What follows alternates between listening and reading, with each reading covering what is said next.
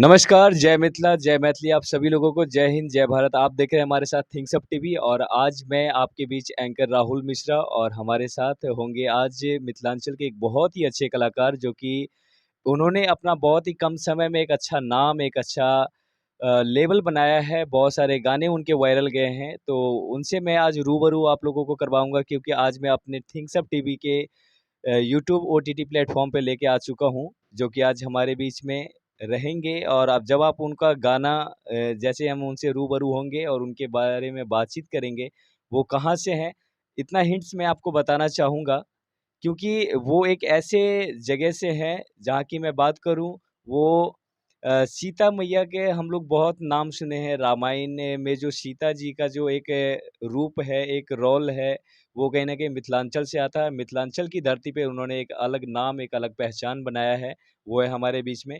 तो आइए हम अपने आप से नहीं बताते हुए डायरेक्ट मैं उनसे मिलवाना चाहूँगा इसलिए कि वीडियो काफ़ी लंबी हो जाती है, तो मैं चलिए डायरेक्ट रूबरू होते हैं और उनसे पहला उनके बारे में जानते हैं कि वो उनका नाम क्या है, सब कुछ मैं उनके मुखारबिन से ही सुनूँगा। तो सबसे पहले आपका स्वागत है सर हमारे इस YouTube channel things up TV पे। और जितने भाई थिंग्स अप टीवी को देखने वाले हैं सभी आदमी को मेरा नमस्कार प्रणाम। तो सर आप सबसे पहले तो आप अपना एक छोटा-सा इंट्रोडक्शन दे दीजिए कि आप कहाँ से हैं, आपका नाम क्या हुआ? इसलिए कि बहुत सारे लोग जानना चाहते हैं और हमारे जितने भी व्यूअर्स हैं वो भी जानना चाहेंगे कि आपका नाम और जो भी है, आप पहले छोटा-सा एक इंट्रोडक्शन दे दीजिए, बाकी बात करेंगे। देखिए भैया, मेरा नाम रोशन कुमार हुआ और मैं मधुबनी जिला बिहार जो कि मिथिलांचल से रहने वाले हैं। अच्छा, मिथिलान जैसे कि आप मिथिलांचल से रहने वाले हैं और आपको मैं बता दूँ कि इनका जो गाना है वो काफ़ी ज़्यादा ट्रेंडिंग में रहता है, वायरल ज़्यादातर रहता है। तो आप जब जैसे कि आपने गाने की जो शुरुआत किया, वो उसका एक कुछ तो होता है ना कि हाँ, एक लाइफ़ में कुछ ऐसा मिसहैपनिंग होता है या फिर कुछ ऐसा संजोग बनता है जहाँ से कि एक सिंगिंग क्षेत्र में आना होता है। तो आपके हिसाब से वो ऐसा कौन-सा मतलब कि वो था जहाँ से कि आपका प्लान बना कि नहीं यार मुझे सिंगिंग क्षेत्र में जाना चाहिए था? देखिए, हालाँकि मैं तो बहुत दिन से काम करता था म्यूज़िक इंडस्ट्री से, हुँ, हुँ। जो कि बचपन से ही हम म्यूज़िक से ही जुड़े हुए हैं। और उसके बाद फिर जाकर के प्लानिंग हुआ हम लोगों का स्टूडियो चालू करने का, जो क्यों ना प्लेटफ़ॉर्म पे आया जाए, कुछ प्लेटफ़ॉर्म पे अपना नाम लाएँ, पर्दे के आगे। अच्छा तो एक चीज़ जैसे आपने बताया कि बात किया कि बचपन से, तो क्या आपका फैमिली बैकग्राउंड बचपन से म्यूज़िक में है या फिर आप जैसे बचपन की कौन कितने उम्र से आपने समथिंग म्यूज़िक क्षेत्र में काम करना शुरू किया? देखिए, मेरे फैमिली से तो ख़ैर म्यूज़िक से रिलेटिव कोई भी नहीं है। हुँ, हुँ। और मैं लगभग-लगभग वो 13 या 14 साल का जब एज था मेरा, हुँ, तो हुँ। मैं उसी समय से म्यूज़िक इंडस्ट्रीज़ में काम करना चालू अच्छा, तो करा। अभी आपका कितना उम्र रहेगा? अभी मेरा 24 साल चल रहा है। 24 साल मतलब समथिंग आप 11 साल से कंटिन्यू इस फ़ील्ड में काम कर रहे हैं। जी। तो पहला जो शुरुआत हुआ आपका म्यूज़िक क्षेत्र का वो कहाँ से हुआ था? कौन-सा काम करते थे म्यूज़िक क्षेत्र में? देखिए, सबसे पहले तो म्यूज़िक क्षेत्र से हम जितने हमारे दर्शक देख रहे हैं, उन लोगों को बताना चाहेंगे कि हम डीजे बजाते थे, डीजे का ऑपरेटर थे हम। अच्छा। जी। तो जो डीजे ऑपरेटिंग करते थे उसके बाद फिर आपका सफ़र जो है कहीं न कहीं डीजे के बाद आप स्टूडियो लाइन में आते हैं, उसके बाद फिर आप एक सिंगर लाइन में आते हैं। तो वो एक छोटा-सा एक मैं चाहूँगा उसका शॉर्टली स्टोरी में थोड़ा हमारे सभी जो व्यूअर्स हैं उनको बताना चाहेंगे कि आपका सफ़र कैसे शुरुआत हुआ और सिंगर तक का सफ़र कैसे आपका पहुँचा? देखिए, वैसे तो जब डीजे बजाते थे, तो मान लीजिए काफ़ी सारे सिंगर का गाना सुनते थे, हुँ, हुँ। जो अच्छे-अच्छे गाते थे उस समय थे, बहुत स्टार सब थे, मतलब तो ज़्यादा तो नहीं थे, 3-4 स्टार थे भोजपुरी इंडस्ट्रीज़ में भी और मैथिली में भी थे 3-4 स्टार। तो उन लोगों का ही गाना हमेशा हम लोग सुना करते थे डीजे पे भी। तो पता नहीं दिल के अंदर से क्या उछाल आया, जो क्यों ना हम लोग भी कुछ किया जाए, उतना कला माता रानी आशीर्वाद सरस्वती जी का हम लोग के ऊपर पड़ा, तो एक जुनून सा जगा कि नहीं भाई, चलो हम लोग भी कुछ गाने बनाने की कोशिश करते हैं। ओके। तो जैसे उसके बाद आप जैसे कि हमें जहाँ तक जानकारी है कि जैसे आप वहाँ से उसके बाद आप आगे बढ़ते हैं, उसके बाद सिंगिंग क्षेत्र में फिर डीजे ट्रैक के ऊपर आपने भी काम किया इसलिए कि आपका जो एरिया है मिथिलांचल मधुबनी में आपके महिमा डीजे के नाम से भी आपका बहुत ज़्यादा वो चला हुआ है। हर गाने के ऊपर आपने डीजे ट्रैक लगाए। उसके बाद आप धीरे-धीरे वहाँ से सफ़र हो गया। तो लेकिन एक चीज़ और मैं जानना चाहूँगा कि जैसे आपका संगीत क्षेत्र का जो सफ़र तो आप तो चलिए आपने बच्चे से स्टार्ट किया। तो मैथिली में बहुत सारे स्टार हैं जैसे कि नाम मैं नहीं लेना चाहूँगा लेकिन आप जैसे ऑलरेडी करते हैं तो मैथिली में बहुत सारे स्टार हैं। तो आपके सबसे फ़ेवरेट के स्टार कौन से हैं मैथिली के? देखिए वैसे तो मैं फेवरेट स्टार किसी को नहीं बतला सकता हूँ, हमारे लिए तो सब फेवरेट स्टार ही है, ठीक है। चलिए बहुत अच्छी बात है। सही बात है कि देखिए सर, हम लोग बचपन से बहुत सारे कलाकार के गाने सुनते हैं, बहुत सारे, इसलिए कि हम जिस क्षेत्र में होते हैं हम लोग बहुत सारे लोगों को फॉलो करते हैं। तो जैसे आप जैसे हम लोगों को पता चला कि आप एक म्यूजिक डायरेक्टर के रूप में महिमा रिकॉर्डिंग स्टूडियो, जो कि शॉर्ट नेम एमआरएस म्यूजिक के नाम से भी फेमस है। तो एमआरएस म्यूजिक में जब आप एज ए म्यूजिक डायरेक्टर आए, उसके बाद आप रिकॉर्डिस्ट के रूप में भी आपने रिकॉर्डिस्ट के रूप में काम किया। तो उसके बाद जो है आप रिकॉर्डिस्ट के बाद आपका जो सफ़र रहा है वो संगीत क्षेत्र में अचानक कैसे आ गया? इसलिए कि आप स्टार्टिंग से डीजे ऑपरेटिंग करते थे, फिर आपने डीजे ट्रैक के ऊपर काम करना शुरू किया, फिर आप रिकॉर्डिस्ट किए, तो संगीत में सिंगर बनने का प्लान कहाँ से जगा आपके अंदर? देखिए वैसे तो मेरा शौक था जो मैं म्यूजिक डायरेक्टर ही रहूं, बनूं, और लेकिन फिर क्या पता, दिल के अंदर वो होता है ना, उबाल उबाल मारता रहता है कि क्यों ना तुम्हारे पास कला है तो चलो इसको भी पेश कर दो। अच्छा, आप लोगों के एक मैथिली में एक टीस बोलते हैं, हमें हाँ बहुत अच्छा हाँ लगता है वो वर्ड टीस हाँ, का। टीस तो मारे ये। हाँ, टीस मारे ही है एक शब्द है। तो जैसे ये बता रहे हैं कि टीस है, तो सबसे पहला मैं जैसे जानना चाहूँगा कि आपका जो सबसे पहला गाना था, वो कैसे आपका हुआ और किस तरीके से, और वो गाने का बोल क्या था? हमारे सभी व्यूअर्स जानना चाहेंगे उस गाने का बोल क्या था एक बार? देखिए वो सबसे पहला गाना मेरा भोजपुरी आया था, अच्छा, जो कि मेरा और छोटू छवेला दोनों भाई के साथ में आया था। मेरा छोटा भाई है छोटू छवेला। अच्छा, क्या मतलब दोनों भाई आप लोग सिंगर ही हैं? जी, जी, जी। क्या बात स्टूडियो में बैठे हुए थे, रिकॉर्ड कर रहे थे उसी का गाना। है! अच्छा। मतलब उसी के लिए लिखे हुए थे। हुँ, हम खुद लिखे हुए थे, लिरिक्स भी करते हैं। हुँ। तो हम खुद लिखे हुए थे तो सोचे, मतलब रिकॉर्ड कर रहे थे तो उससे एक मुखड़ा जो था सो थोड़ा लय नहीं पकड़ा रहा था। तो वो बोला कि भैया थोड़ा एक लाइन आकर के गा दीजिए आप ही। क्या हो गया, कौन पकड़ेगा जो। अच्छा, जैसे डमी डमी वोकल के रूप में आपने गाया था? जी, जी, जी। अच्छा। बोला कि भैया एक लाइन आकर के आप गा दीजिए, कौन पकड़ने जाएगा? हुँ, हुँ। तो हम बोले चलो कोई बात नहीं, गा देते हैं। अंदर गए, माता रानी का नाम लेकर के एक बार मुखड़ा गाए, तो एक ही टेक में मुखड़ा को फाइनल करके निकल गए। अच्छा, वन शॉट वन में, टेक में। क्या जी, बात है!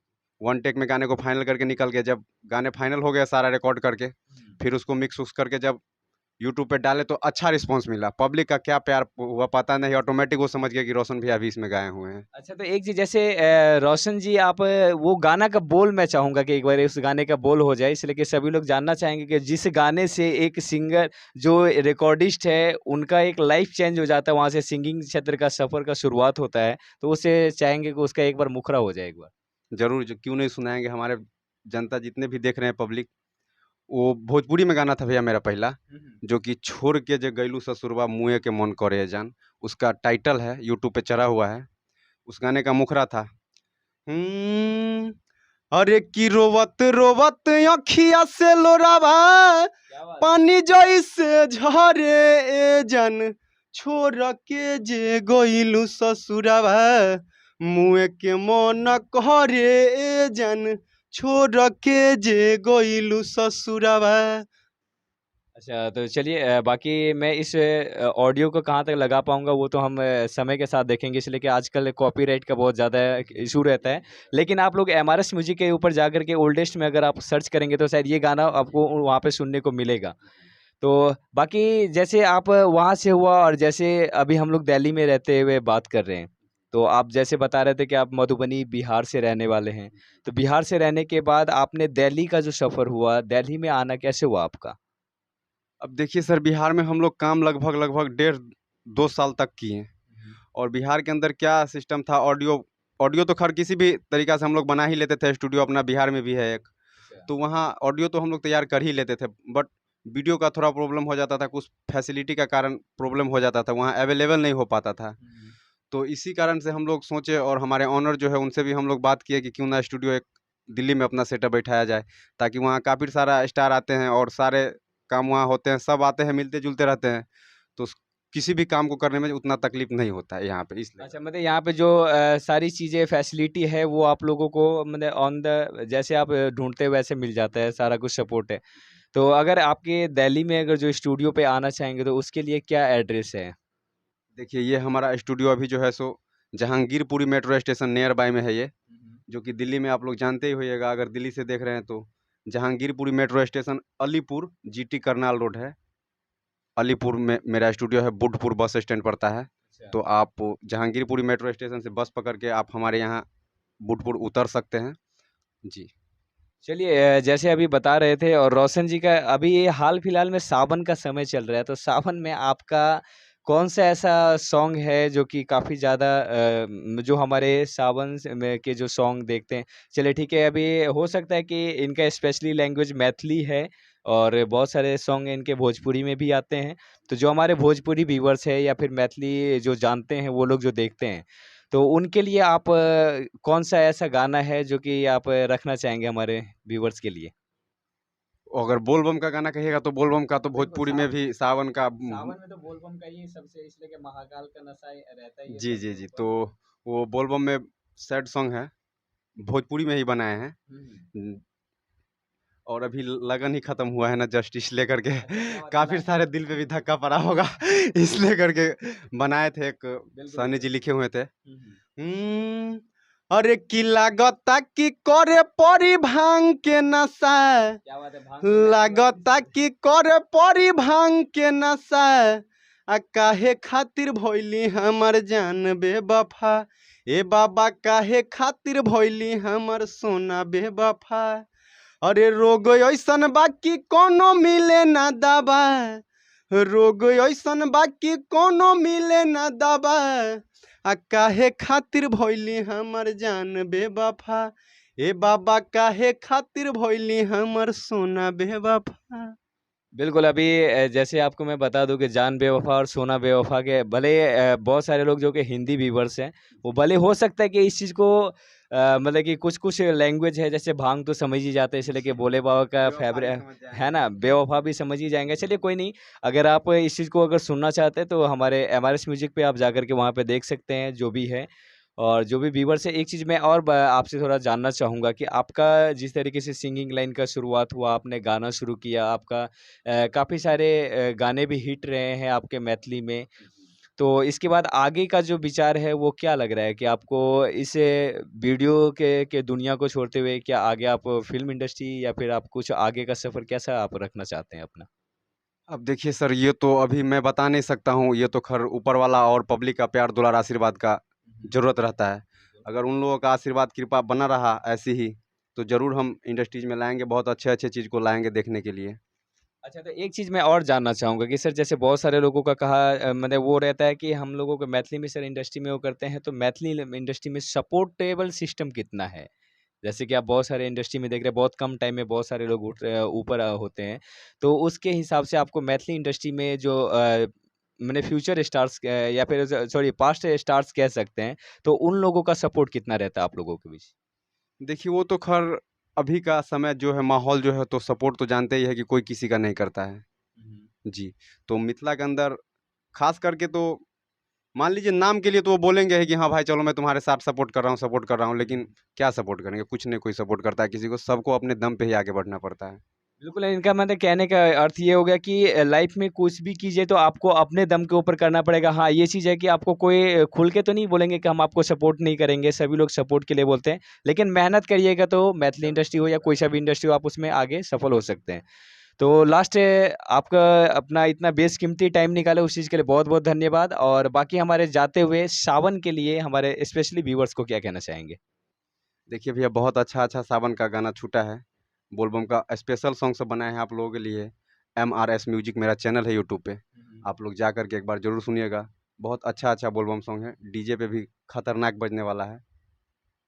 चलिए, आप हमारे साथ ऐसे बने रहिएगा और बाकी अपना बेशकीमती टाइम निकालने के लिए बहुत-बहुत धन्यवाद। हमारे साथ में जैसे जुड़े हुए थे हमारे रोशन जी, जो कि काफ़ी अच्छे इनका नाम है और इनको अगर आप लोग देखना चाहते हैं, सुनना चाहते हैं, तो जैसे ये बता ही चुके हैं, एमआरएस म्यूज़िक आप यूट्यूब पे सर्च कर सकते हैं और उसके साथ-साथ एमआरएस म्यूज़िक फेसबुक पेज पे भी सर्च कर सकते हैं, एमआरएस म्यूज़िक इंस्टाग्राम पे भी सर्च कर सकते हैं और साथ में जितने भी लिंक्स रहेंगे, हम अपने डिस्क्रिप्शन में यहाँ पे डाल देंगे। आप वहाँ से भी जाकर के सर्च कर सकते हैं इनको, वहाँ पे भी जाकर के देख सकते हैं।